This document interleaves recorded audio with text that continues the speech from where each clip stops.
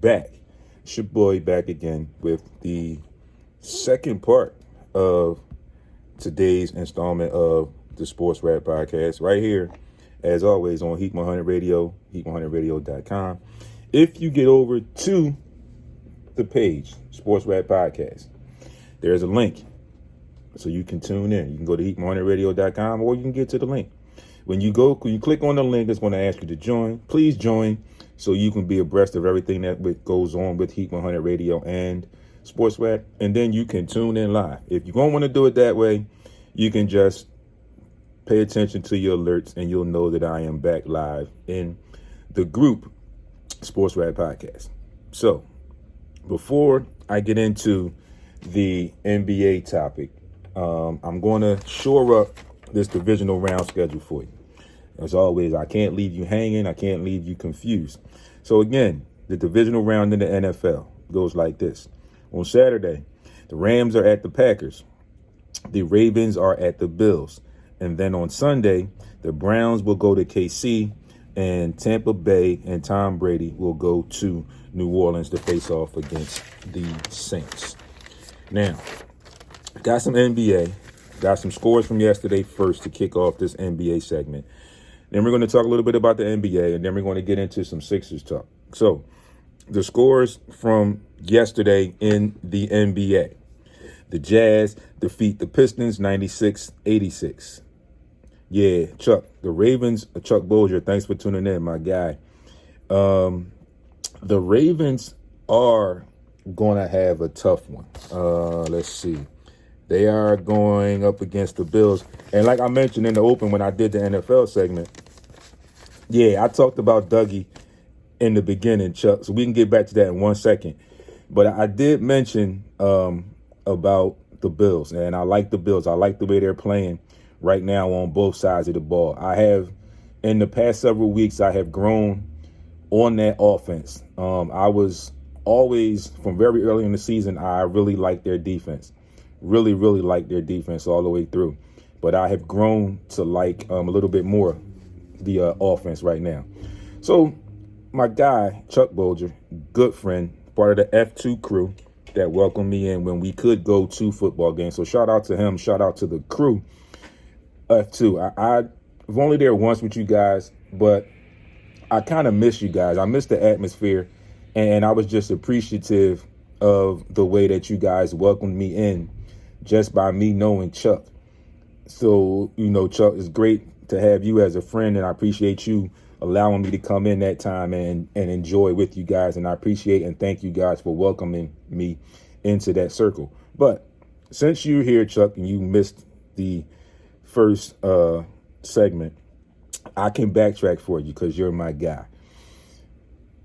I brought up the question that now there seems to be a lot of chatter that Doug Peterson's job is shaky. His position with the team is shaky.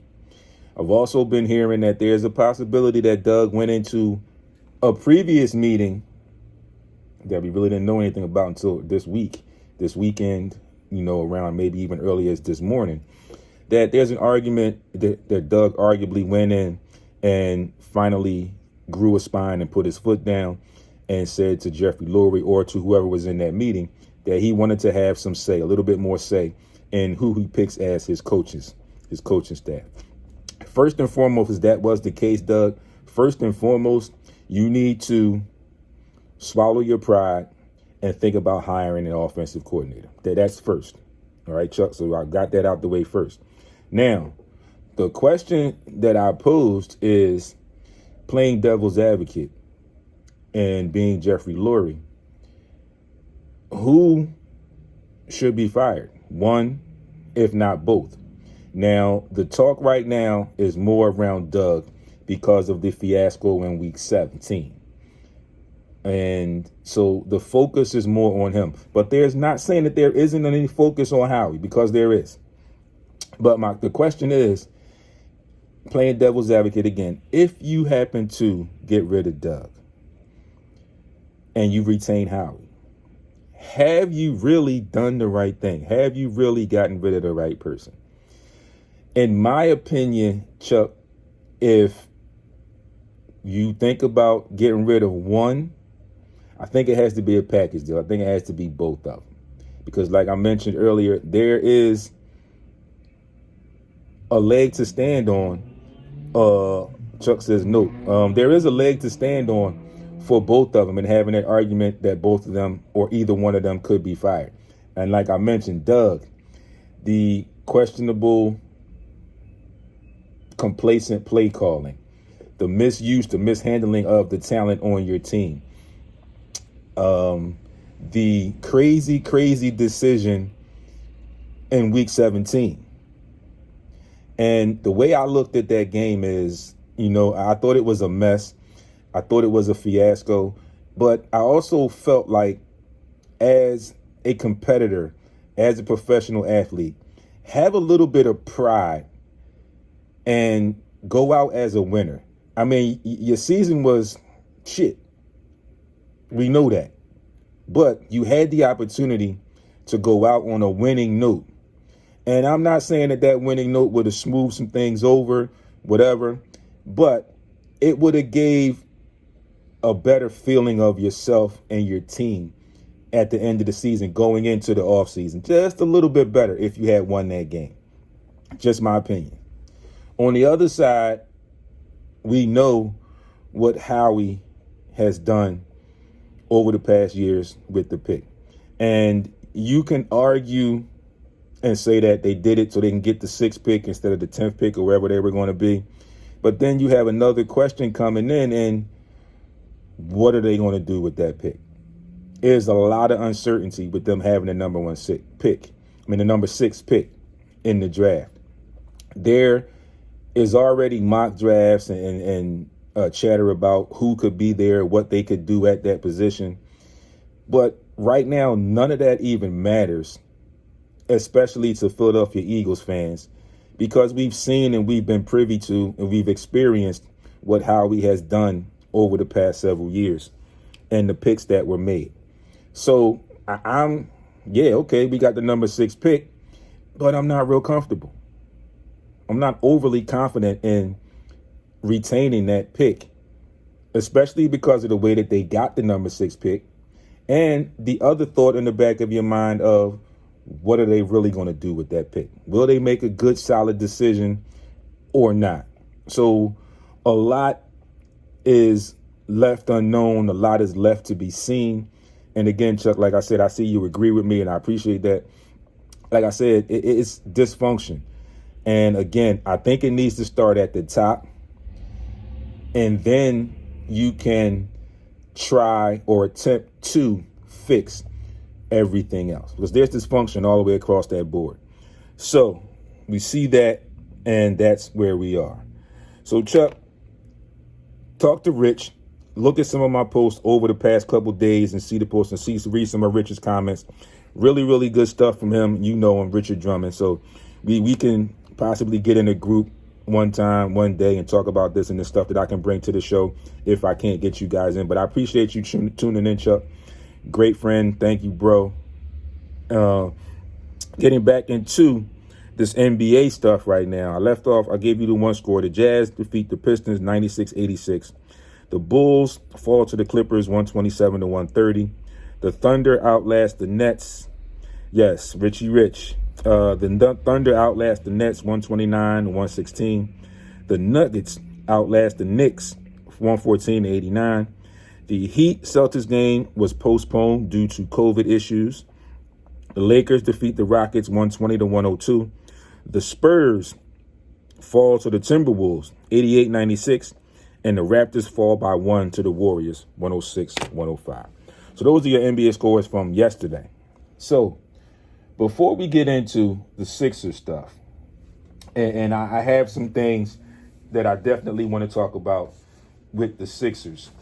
But before that, I want to get into one of the stories that came up last week and still floating around, that there could possibly be an NBA expansion. The two cities being looked at right now are the Las Vegas and a return team to Seattle. I think that would be great for the NBA. The NBA also thinks it would be great as a business decision because they are in somewhat of a debt. And the expansion would go, the profits from the expansion are not like the other profits, the concessions and other things that are in the collective bargaining agreement. Most of, if not all of those profits will go to the NBA within the expansion or involved around the expansion. Those profits will go to the NBA. The players will see none of that extra money. So it's a good thing, I think, for the NBA. It would give you 32 teams in the NBA. It would open up some new markets. And like I said, Vegas is one and Seattle is another. Seattle was there before, then that team moved and they're trying to get back in. But just thinking about that Vegas thing and the way that the sports betting is set up right now, it could be very profitable for the entire NBA if they get a franchise in Vegas. Very, very profitable. And that goes all the way across the board with the want for a team there and that being the hub of the gambling world. And we have the legal sports betting now. So that would be a great thing for the NBA. I think they should really, really consider that. But again, I'm sure that they will do it. They will be meticulous in their talks and in their conversations about that. And moving forward with that, they will do everything that they can to make sure that they get the profits that they want or the potential profits that they're looking for or very, very close to that. So the other thing in the NBA right now, currently, is the COVID issue.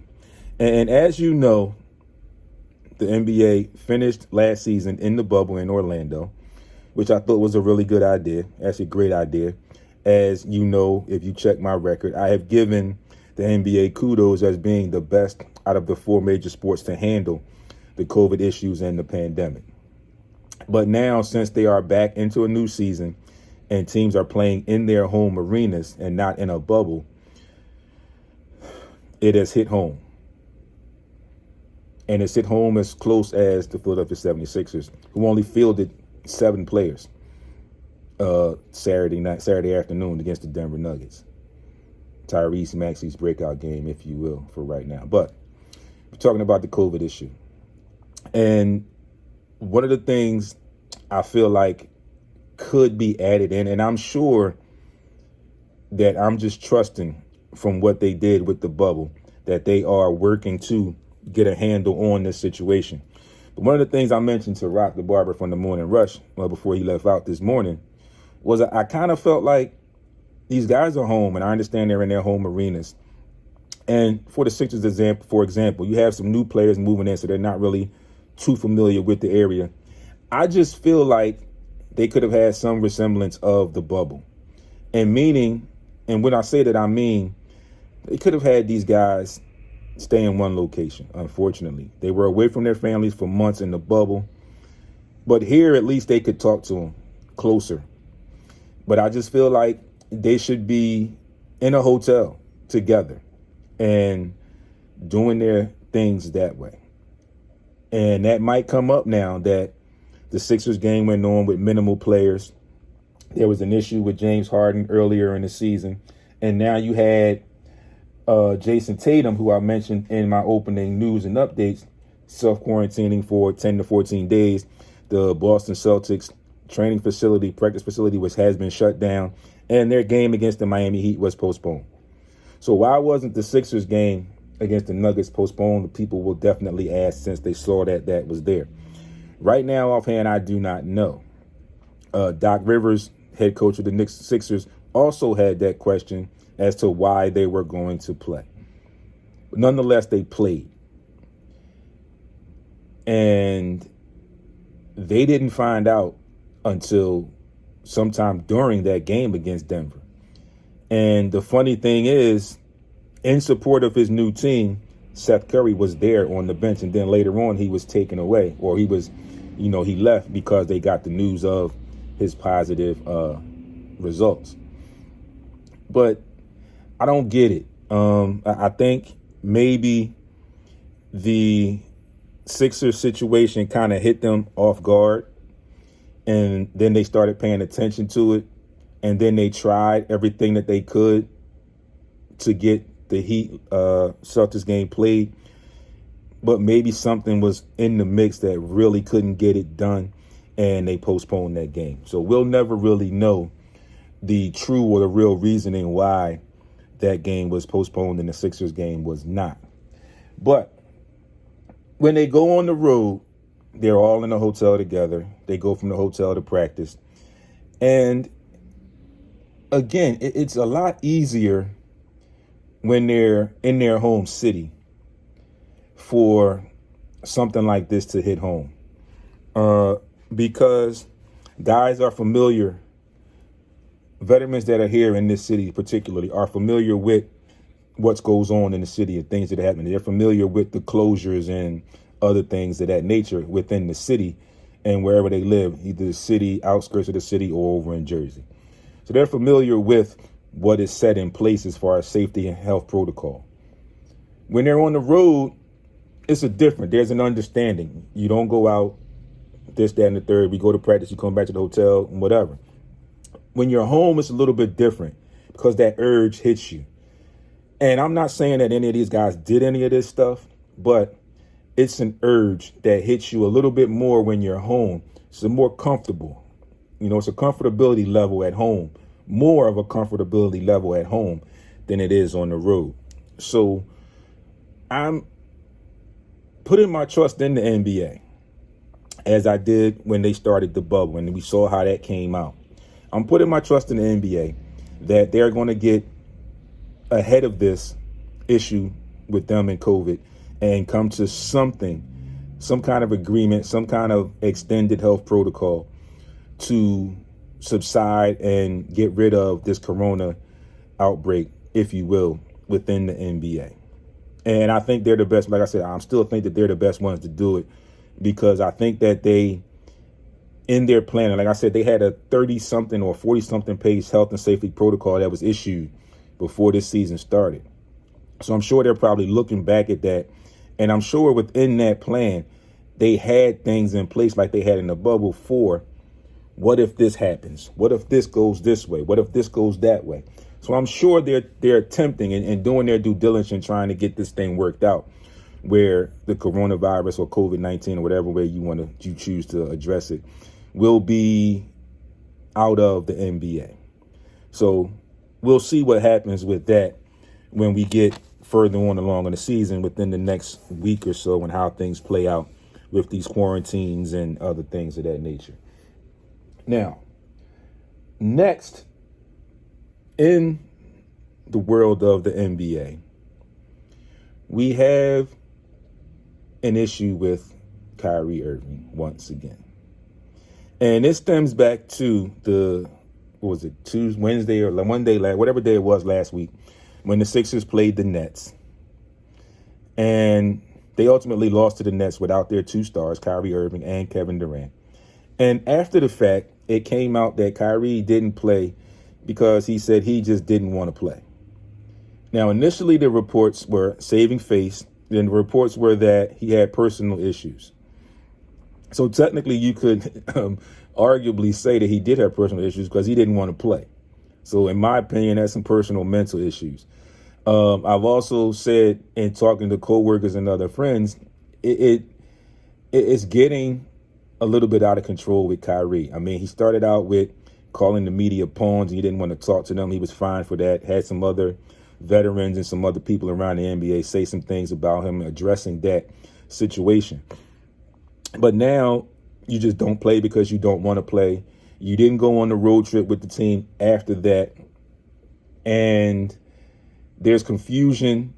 You talked to your coach, Steve Nash, but there was no clear explanation as to what is going on with you right now. So in my opinion, I was playing devil's advocate again. And I said, if I was the GM at this particular point, I'm very inclined to say, oh, you just didn't want to play? Okay, well, guess what? We're going on this road trip. You go home. Don't call us. We'll call you. You could even go deeper and have a major effect and say, look, when we come back, you want your locker cleaned out. We'll call you. Don't call us. Now, I know that's a stretch. That's a little bit far, but I'm just trying to put a few things in perspective for you. But we also saw when Kyrie had his return to Boston, he's in there in the Boston Garden burning sage. So it leads me to believe that there are some things going on with Kyrie. I can't pinpoint it and say that it's mental. It could be personal. It could be a little mental. But something's not right there, because I just don't feel comfortable with an NBA player, a star NBA player, just saying, I don't want to play and I'm not playing. And basically nobody does anything. So we haven't heard anything about anything internally with the Nets after that statement came out. We haven't heard anything from his teammates. So there's a good chance that they're being hush about the situation, of telling everybody as a member of the organization to be hush about the situation. But it's really weird that this has happened on more than one occasion. This is not the first time. It happened in Cleveland, and then he moved to Boston. And then it happened in Boston, and then he went to the Nets. So that leaves a track record, as we say, leaves a paper trail, if you will, that there's something going on. And like I said, as a media member outside looking in, I'm going to have to do some digging to maybe find out if I can get a read on what the actual situation is. Well, we might not ever know what the true situation is. But just because this happened on a number of occasions, more than one occasion, it just leads me to believe that there is something going on there. Like I said, we probably can't pinpoint what it is, but there is something going on there, and it needs to be addressed. And I also mentioned that it always seems to be that it's a lot of times the most talented players or the most talented creative people who have these types of issues. Kyrie's very talented. Now, I can't take that away from him. Extremely talented. But it always seems like the more talented, the very highly intelligent people have other things going on socially outside of what they do. It just happens that way. I guess it's nature or whatever, but it always seems to turn out that way. And the Nets, have to get a read on this and have to do something about it. And I'm just looking at my notes again, and I said it went back to when he was in Cleveland. It went back even in between there also. There was the issue with him in the bubble. He didn't agree with going to the bubble, and he didn't go to the bubble. He told the players he was not, and quote, he said, told The Athletic, I quote, I am not with the systematic racism and the bullshit, unquote. Okay. And I mean, I got that, what he meant by that. But he also went on a limb and tried to get another league started for the teams that weren't invited to the bubble. So again, leads me to believe, again, there's something going on there. And the Nets need to get to the bottom of it, because if they don't, it's going to follow them for the entire season, and it may have a major effect on their season. 12 minutes past the noontime hour. Going to take a quick break. When I come back, we're going to get into some Sixers talk and wrap up today's show. And I hope you've enjoyed what's going on so far. And people, we got Sixers talk on a bright note. I understand we had some talk. We had a difficult season with the Eagles. The Sixers right now sit at 7-3, tied with a few other teams for the best record in basketball. Before that loss to Denver, they had the best record in basketball, but they're still at the top. They are, I think, the last power rankings I saw, they were number 2, only behind the Los Angeles Lakers.